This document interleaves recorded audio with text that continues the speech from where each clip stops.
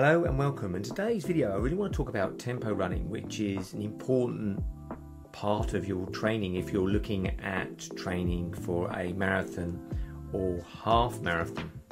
However, like a lot of things that are common, i.e.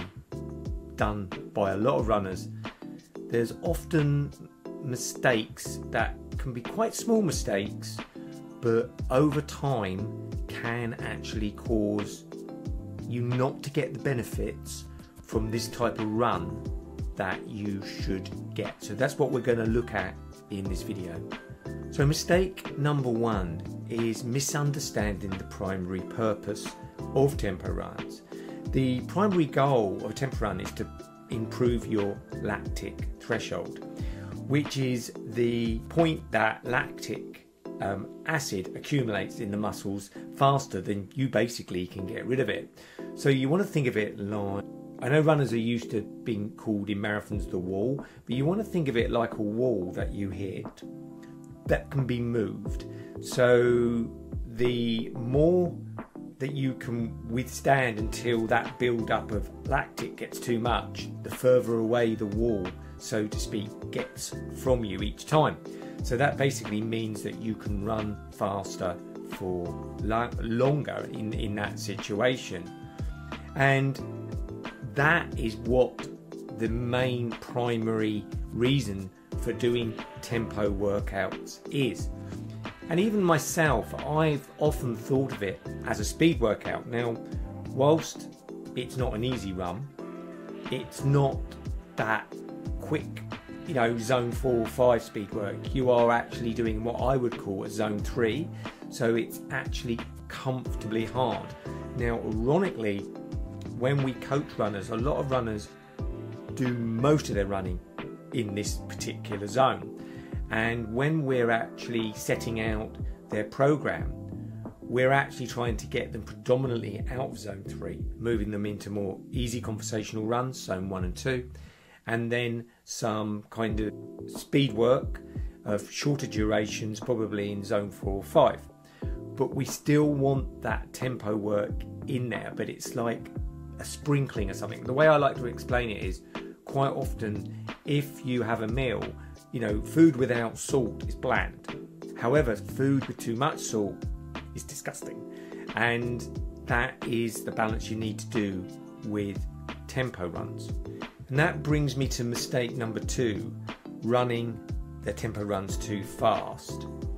I see this as one of the most common mistakes because, as I've said earlier, people view tempo runs as speed work. And as I say, I've been as guilty of this in the past. It's definitely faster than an easy run, but it's about something that you can keep going at what we would call a comfortably hard pace. And what this would be is, if I was on a bike next to you, you could talk, but you really wouldn't want to. It would be kind of sentences, and then you'd have to get back to concentrating on your run. It's about 80 to 90% of your maximum effort. So it's not an all-out sprint, and it's something that you can maintain for, depending on level of fitness, for a reasonable period of time. Though saying that, just to be clear, it's not something that you would do either for a long run generally. So something we utilise quite a lot in our long runs is we would have a finish fast section on the long run, say the last 5-10 minutes, where you would move into that zone 3, so there would be a tempo aspect to it. But you definitely wouldn't want to be doing long periods at this pace.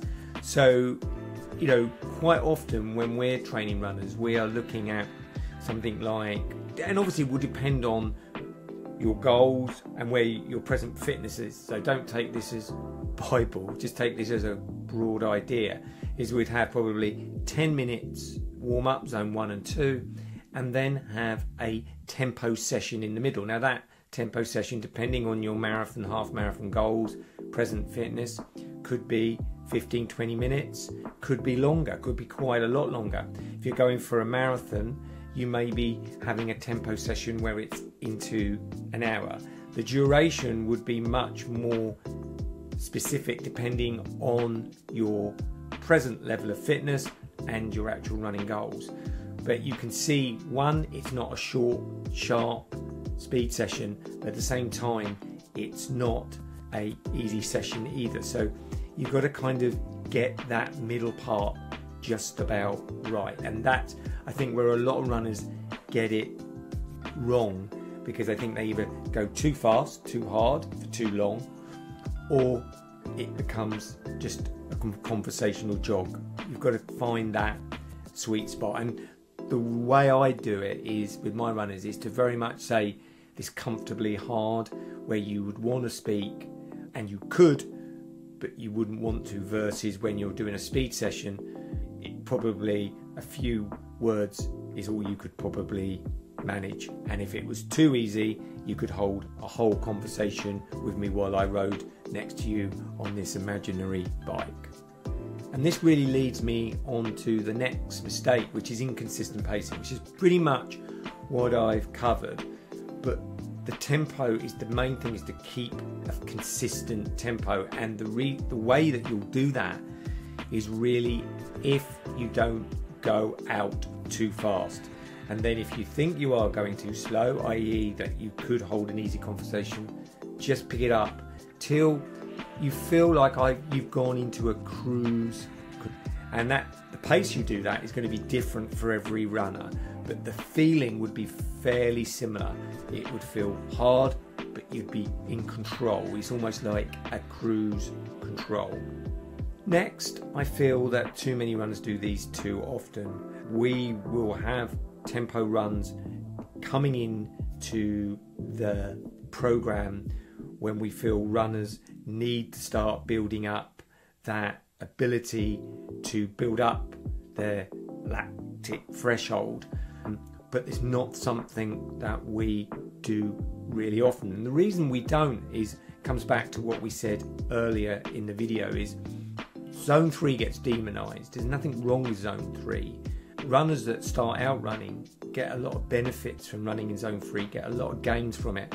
It's a bit like a drug, and if you stay in that zone 3 too often, what you'll tend to find is that you don't get the adaptations because you're not running easy enough on your easy runs, and you don't get the adaptations on the other end because your speed workouts, your zones 4 and 5 aren't hard enough.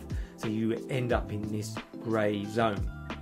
So some runners, though they don't know it, are doing loads of tempo running. They just don't know it. They just think they're out for a run. But if they're not being aware that they're in a conversational run or they're in a speed run, it's more than likely that they're going to do in a quasi tempo run. And if you're doing that too much, you don't get the adaptations that you require from your training, but you do dramatically increase your risk of injury, of your training plateauing, and your recoveries being a lot slower, which is a really, really big point. Too much of this type of running, and there's too much downside and just simply not enough upside.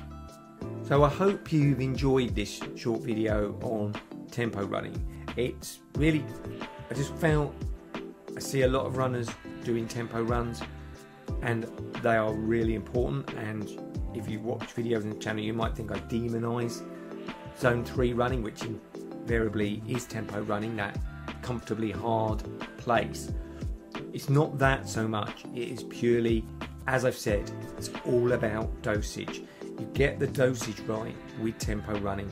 Tempo running will serve you really well, that ability to run further before you hit that point where you cannot clear lactic out of your body, and you will slow down then. So from that basis, it's really important, the tempo runs, and I think, you know, any good marathon or half marathon plan will have them in.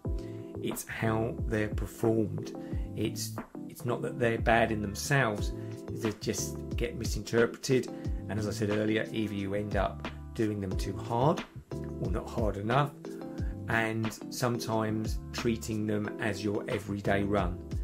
But if you kind of follow the rough guide I've given you in this video, introducing them into your half marathon or marathon training can have huge benefits. If you've enjoyed this video, with the sort of thing we share in our marathon Maximiser, which is my free 10-day workshop. It's the live workshop we do over 10 days, and what we're doing is we're looking at your generic running plan and we're going, okay, this is the map, but what is the guidance system that gets through that map? And that is you. So how do you best guide yourself through your training plan? You know, my evil plan is that some of you at the end of the 10 days may continue to work with me on my 8-week program, my introductory program. But the point being is, if not, how do you navigate the plan to be the best self-coach you can be? And that's really what I'm also interested in over the 10 days. If you're interested, there will be a link somewhere around this video, below this video, for the next available live workshop. Hope you've enjoyed the video. Bye for now.